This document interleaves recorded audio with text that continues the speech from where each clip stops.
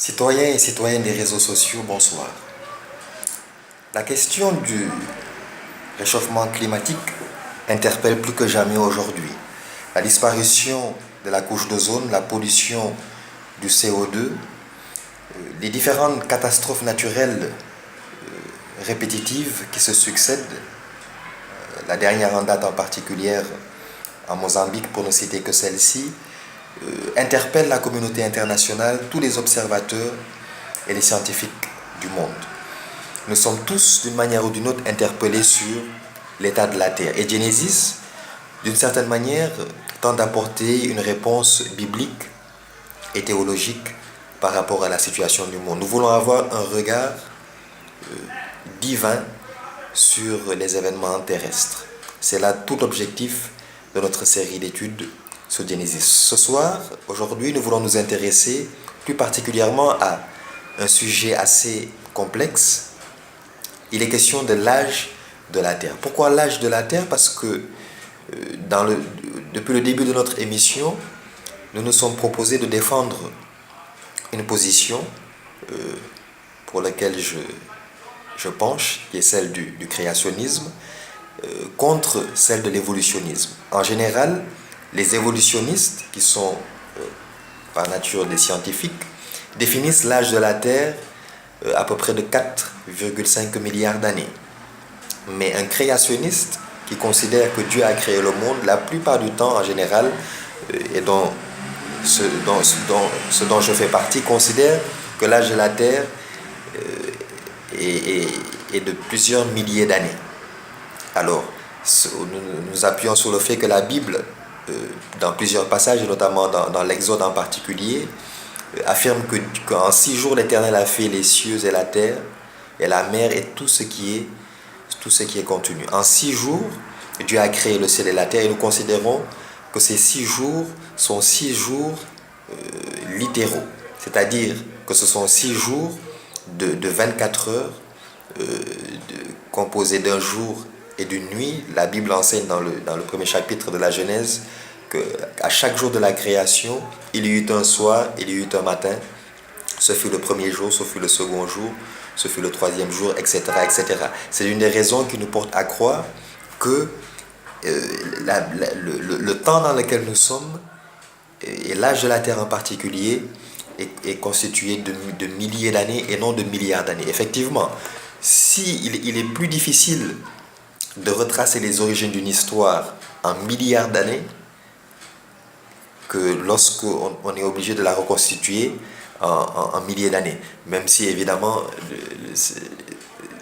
l'archéologie, l'histoire et toutes les recherches depuis la nuit des temps sont encore insuffisantes pour prouver certaines recherches historiques, pour démontrer certains faits historiques. Mais vous conviendrez avec moi que dans la logique des faits, il est plus difficile d'apporter des preuves concrètes, palpables, étendues sur des milliards d'années, plutôt que sur des milliers d'années. D'ailleurs, on se rend compte que les scientifiques, chaque décennie, nous proposent une nouvelle date. À une certaine époque, on considérait que la Terre avait quelques millions d'années. Aujourd'hui, on en arrive à des milliards d'années. Il y en a tout le monde n'est pas unanime sur le chiffre. Certains considèrent que c'est 3 milliards d'années, d'autres 4 milliards d'années.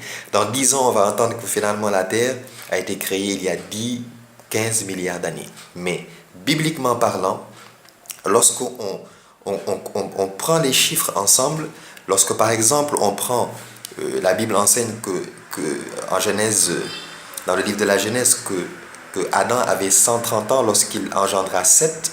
Lorsque l'on prend la généalogie de chaque personnage de la Bible, celle qui nous est retracée à partir de Genèse 5, si on la reconstitue, on va se rendre compte que la Bible, à partir de toute la période de l'Ancien Testament, recouvre un total de 4000 ans.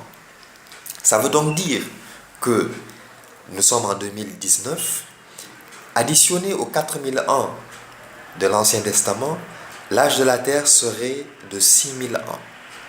D'ailleurs, aujourd'hui, nous situons la datation historique de notre Terre, nous disons 2019 avant Jésus-Christ. Oh oui, c'est vrai, les plus sceptiques vont dire 2019 de notre ère, pour éviter toute connotation, parce que Christ est le centre de l'histoire. C'est lorsque Christ est arrivé que ce calendrier a été inspiré par le roi Grégoire et qui a mis en place le calendrier grégorien. C'est pour ça que désormais nous disons 2019 après Jésus-Christ. Avant Jésus-Christ, il y a 4000 années. 4000 ans d'histoire. Une preuve écologique d'ailleurs qui nous prouve que la Terre est constituée de milliers d'années, donc de 6000 ans. Certains disent que, par exemple, que c'est impossible que les jours de la création peuvent être pris de manière littérale, qu'un jour représente 24 heures, mais plutôt que ça représente une longue période de temps indéfinie. Alors, c'est totalement impossible du fait que sur le plan écologique, Dieu a créé la terre, les arbustes, les plantes et les arbres le troisième jour, et il a créé le soleil, les luminaires, et notamment le soleil, le quatrième jour. Vous savez comme moi que une plante a besoin de soleil pour vivre. Les insectes ont besoin, et les plantes ont besoin des insectes pour la pollinisation des plantes. Donc, la plante a besoin du soleil. Une plante ne pourrait pas vivre une longue période de temps, de 1000 ans ou je ne sais pas, et elle serait morte. La Bible enseigne que Dieu a créé la terre et les arbustes le troisième jour, Genèse chapitre 1, et il créa ensuite le quatrième jour les luminaires. Parce que sans le soleil, les plantes ne peuvent pas vivre. Donc ça, c'est à prendre sur le plan littéral. Et si on considère ce principe, alors on est obligé d'en arriver à la conclusion que la Bible comporte que l'âge de la Terre est en milliers d'années et donc de 6000 ans à peu près. 6000 ans, l'âge de la Terre. C'est donc le point de vue créationniste. D'ailleurs, ce sera important de l'avoir pour la suite de nos épisodes. Si nous sommes créationnistes, si nous considérons que Dieu a créé la Terre, nous sommes obligés de reconnaître que la Terre a à peu près un âge de 6000 ans. J'espère que cet épisode vous a apporté une nouvelle connaissance. Vous êtes libre d'apporter votre commentaire, votre analyse, votre point de vue pour enrichir la réflexion. Je vous souhaite un bon week-end et je vous dis à très bientôt pour un nouvel épisode de Genesis. Ne dites pas que Dieu ne vous parle pas si votre Bible est fermée. Que Dieu vous bénisse et qu'il vous accorde sa grâce.